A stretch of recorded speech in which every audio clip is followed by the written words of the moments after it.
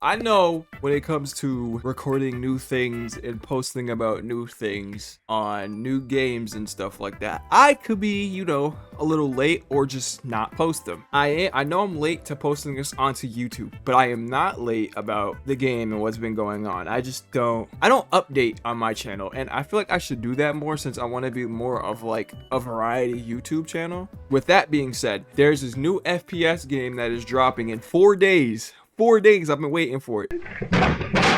4 days, and it's called FRAGPUNK. We will be checking out 2 videos. One is from a YouTuber, and this launch trailer for FRAGPUNK right here. You see it on the top. So we'll be checking out these videos for today, and yeah, hopefully you guys like it. I'll be right. I really don't like. I'll be right. So this is the YouTuber that we're gonna watch. He's gonna talk about FRAGPUNK basically. Video, as you can see, I've liked this already. And shout out to Artie, man. He's accumulated over 1,000 subs already in just a few weeks. Dog, he was at like 500 like last week, and now he's at like 1.15K. So shout out to you, man. Shout out to you.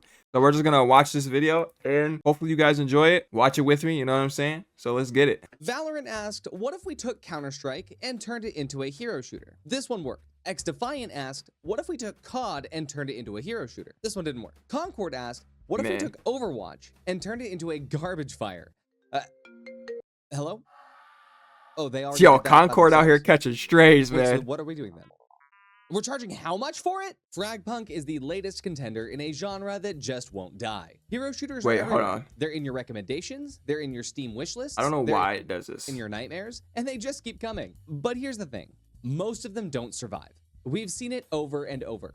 Big budget, live service hero shooters. His videos are like real put together. I like it. Shut down within a year or a week. So what makes FRAGPUNK different? And more importantly, what makes it not Concord? My name is Artie, and I've been a professional esports coach and caster for the last few years. And if you're interested in esports content, oh yeah, guys, he's an esports coach. Shout out to him, man. Shout out to him. This dude's gonna make it far. So, or essays like this about the industry, you do us both a favor by subscribing and helping me out on my YouTube journey. A lot of people said that they wished that I talked about FRAGPUNK's gameplay in my last video and what makes this game so interesting for a lot of people. So let's dive into it. In the intro, I compared Valorant to Counter-Strike and XDefiant to COD. Because if you break these games down to their core gameplay loops, those are the clearest parallels. With FRAGPUNK, the developers had a vision to bridge the gap between those two types of games. In-depth movement mechanics, speed, a fast TTK, like the fact that you can move and aim down sights in attack shooter is definitely, but it goes a lot deeper. There's a lot of expression. FRAGPUNK leans into what I can only describe as unapologetic RNG. Every round, players are presented with a pick and ban system for shard cards, temporary power-ups that can drastically change the flow of a match. I think that's for ranked though, right? Points and can theoretically access stronger cards. But at the same time, both teams can collect shard points scattered across the map each round. And if a team wants to play conservatively, they can save up those shard points for later rounds, setting up a potential power shift in the match. It's dynamic, it's unpredictable, and more importantly, it keeps every game fresh. Each half, you can use whatever weapon you want. They're all viable.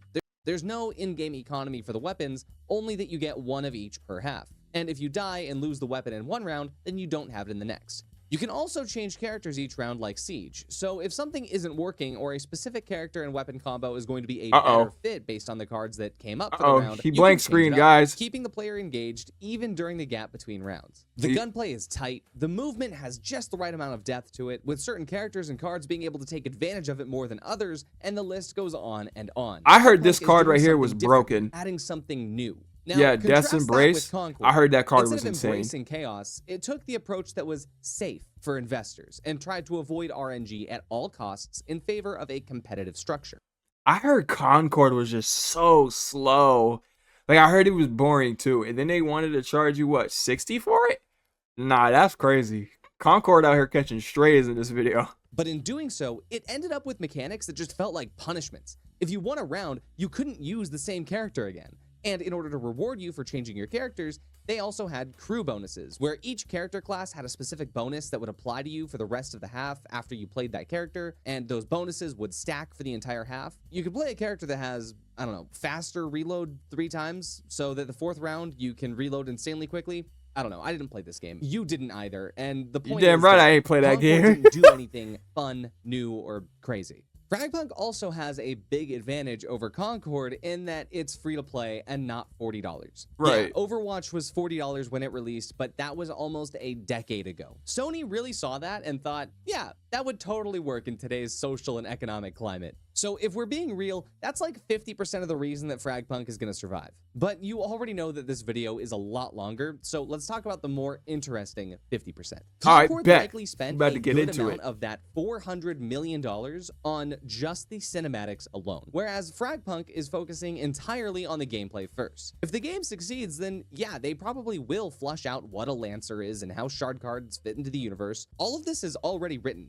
The world, the lore, the characters, the story, we can see that with the reveal trailer, but unlike Concord, they only made that reveal trailer. It really seems like Concord saw just how much hype Overwatch cinematics got back in the day and how gamers begged and the Overwatch more. cinematics but were again, insanely people cared good. about Overwatch first because it had good gameplay and it was fun. That's why they cared about the cinematics. Yeah, see, Cinematics I heard came second, Concord not was the just other way boring. around. There's no doubt in my mind that the largest reason for the $40 price tag that aided in Oh, the it was downfall 40, of not Concord 60, was guys. put there because the cinematics took up so much of that budget. Speaking of which, do you know how many cinematics they made for Concord? I don't have an answer for that, but I mean, look at what they've released. I'm not going to sit here and say, oh, this looks like garbage, because regardless of how lifeless the design is or how you feel about the characters, this is a gorgeous cinematic render. You can They could have just turned it into a movie at that point. Like, honestly, at that point, bro, just make it a movie. can tell that it's done in Unreal Engine 5, but it's a lot more work to make something like this than just importing the character models from the game and scripting some poses. Let's also not forget about the fact that they also made several full animations as well. Did I mention the 14.5-minute long cinematic from Blur Studios yet?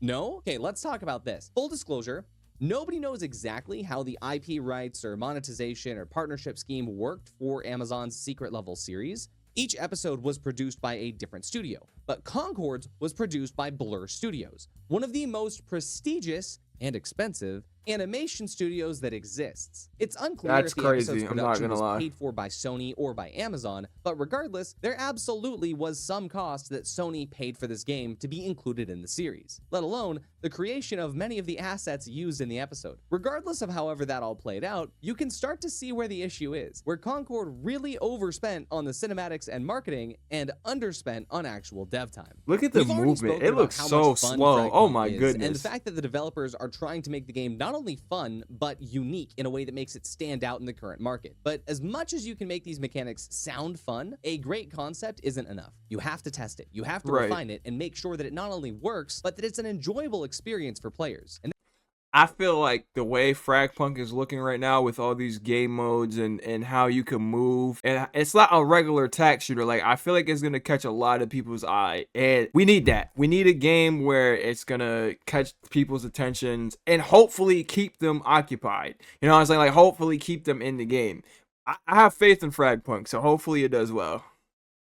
And that's where FRAGPUNK pulled ahead long before Concord ever had a chance. Let's talk about one of the biggest differences between these two games, the beta timeline, and more importantly, how each developer responded to feedback. FRAGPUNK's beta happened almost 6 months before launch. That is a long time. That's an amount of time where if people have issues with the game, the developers can actually make changes to it. Compare that to Concord, which had a beta, if we can even call it that, just 1 month before release. 1 month. What are you going to change in 1 month? If there's a game-breaking bug, sure. And to be fully fair to the developers, Concord's launch was, ironically, one of the most bug-free launches of the entire decade. Everything actually worked. The servers were fine. I think the game was nobody just was in boring them, and but, like, slow. the I think that's just what it was. lag. The game was actually very well optimized on PC, and everything worked. It just wasn't a fun game. But if you're gonna launch a beta just 1 month before release, and that game has major gameplay issues or just isn't fun, there's nothing you can do. The developers don't have time to overhaul entire gameplay mechanics in just 1 month. They don't have time to adjust gunplay in a meaningful way. They certainly don't have time to fix core systems like movement, let alone introduce entirely new content in response to player concerns. At that point, it's not a beta. That's just a glorified demo. Coming back to FRAGPUNK, 6 months is an actual development window. If something about the game isn't working, they have time to change it. They have time to implement actual fixes. Time to rework We got core black mechanics screened before again. launch. Like I said in my last video, FRAGPUNK's developers have a major respect for the feedback that they were given. They actually used beta for what a beta come is back. supposed to be, getting feedback and making changes. Now let's talk about the biggest visual and tonal difference between FRAGPUNK and Concord, how these games actually look and feel. FRAGPUNK is leaning into vibrant, over-the-top stylization. Right. It's colorful, it's punchy, it's exaggerated. It looks unique. You look at a single screenshot of FRAGPUNK and you immediately get a sense of what it's about. High energy, fast-paced action with a unique visual identity. The art direction isn't trying to be photorealistic, but it looks super pretty anyway. And I like that because the realism, I feel like for me personally, I do like the cartoony arcadey looks for video games. It makes me feel like I'm actually in a video game. The realism gets to a point where it's just like, okay, bro, I can't even tell what I'm looking at. This just is like, this is not hitting. Modern Warfare, the like 2019, Modern Warfare 2, Modern Warfare 3, like that was too much realism for my brain. I'm not gonna lie. Outside of that, I do appreciate the way that this game looks. It looks very arcadey, and I like that.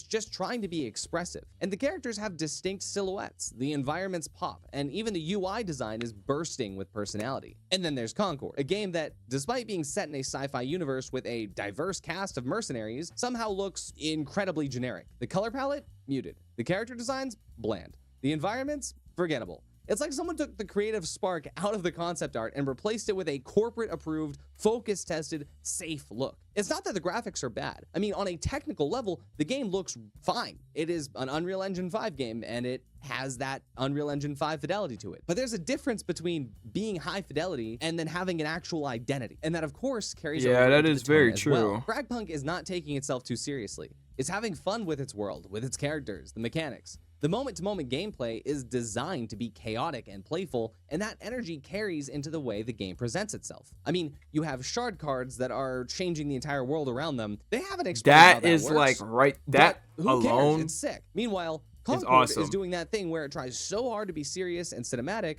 that it forgets to be interesting. I mean, all we know about one of those characters is that he likes hot sauce. That's his whole personality that we've gleaned so far. I like lore as much as the next person. I am a huge lore nerd. Ask me about literally any of the games that I like have lore at too, least though. 50 hours in, and I will tell you Definitely about like the lore. But when it comes down to it, the game has to be fun first. And that's the key difference. FRAGPUNK is designed to be a game first and a narrative experience second. Concord was trying so hard to sell people on its world that it forgot to make the world worth caring about. FRAGPUNK is one of my most anticipated games of this year. Same It's here, doing Artie. something different, Same here, something man. fun. And like I 4 talked more about in my days, last man. video, its developers are actually listening to players. Meanwhile, Concord felt more like a case study in what not to do. If hero shooters are going to stick around, I'd at least prefer the ones that take some risks and asks the players what to do, not the investors. Now, I'm not gonna lie to you. I am very hyped. I am very hyped. You know, I'm still gonna be making my finals content. You know, I'm still gonna be doing that, but I'm going to be changing it up a little bit because, you know, I want to just try new things. I hope you guys appreciate, you know, the content that I do drop for you guys, and I hope you guys support and follow me through this journey on YouTube. You know what I'm saying? I'm very excited for FRAGPUNK, and we got 4 more days, and I'm just hyped.